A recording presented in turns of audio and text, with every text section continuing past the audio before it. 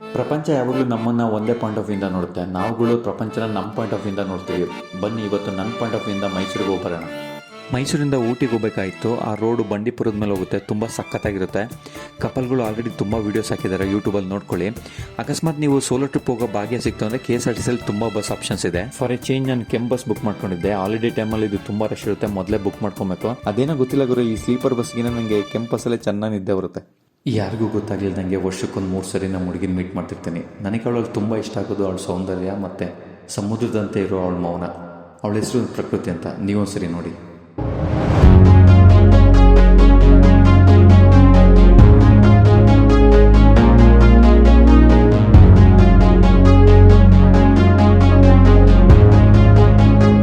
ನೀವು ಇಷ್ಟು ತನಕ ನೋಡಿದ್ದು ಲೆಫ್ಟ್ ಸೈಡಲ್ಲಿ ಇದ್ದಿದ್ದು ಪ್ರಕೃತಿ. ನನ್ನ ರೈಟ್ ಸೈಡಲ್ಲಿ ಒಂದು ಹುಡುಗಿ ಟಿಕೆಟ್ ಬುಕ್ ಮಾಡ್ಕೊಂಡು ಕೂತ್ಕೊಂಡಿದ್ಲು.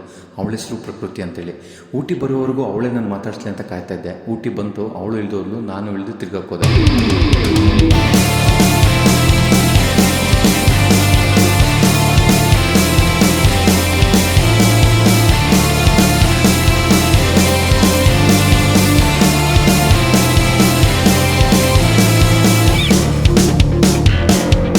ತಡಿ ಆ್ಯಕ್ಚುಲಿ ನಾವು ಕಥೆಯಲ್ಲಿ ತುಂಬ ಮುಂದೆ ಬಂದ್ವಿ ಅನಿಸುತ್ತೆ.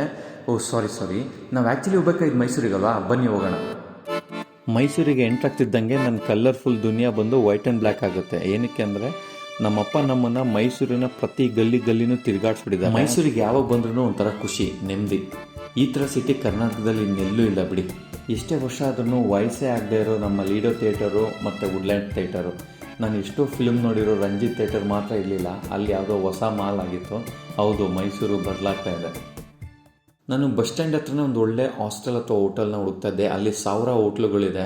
ಸೊ ನನಗೆ ಆಫ್ಟರ್ 1 hour ಆಫ್ ರಿಸರ್ಚು ಒಂದು ಬೆಸ್ಟ್ ಹೋಟೆಲ್ ಅಂತ ಸಿಕ್ಕಿದ್ದು ಎಮೋರಾ ಟ್ರೀ. ಸೊ ಈ ಹೋಟೆಲ್ ಬಂದು it's a best budget hotel for family. ಇದರಲ್ಲಿ ಬ್ರೇಕ್ಫಾಸ್ಟ್ ಕೂಡ ಇನ್ಕ್ಲೂಡ್ ಆಗಿರುತ್ತೆ. ನೀವು ಅಕಸ್ಮಾತ್ ಬೇಗ ಬಂದರೆ ಲಗೇಜ್ನೆಲ್ಲ ರಿಸೆಪ್ಷನ್ ಇಡ್ಬೋದು. ನಾನು ಫಸ್ಟ್ ಹೋಗಿದ್ದೆ ಮೈಸೂರು ಅರಮನೆಗೆ.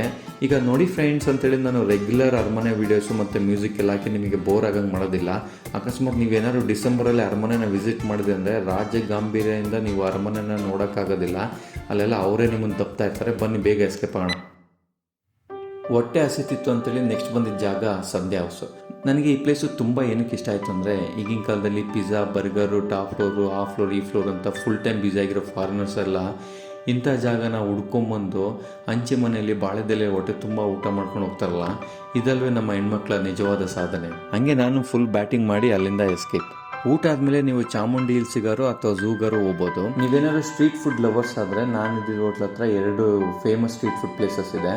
ಒಂದು ಮಲೆ ಮಹದೇಶ್ವರ ದೇವಸ್ಥಾನ ಪಕ್ಕ, ಇನ್ನೊಂದು ಬಂದು ಮಲೆ ಮಹದೇಶ್ವರ ರಸ್ತೆ ಆ ಮೂಲೆಯಲ್ಲಿ ಇಡ್ಲಿ, ವಡ, ಚಿತ್ರಾನ್ನ ತುಂಬ ಚೆನ್ನಾಗಿ ಸಿಗುತ್ತೆ. ಟ್ರೈ ಮಾಡಿ.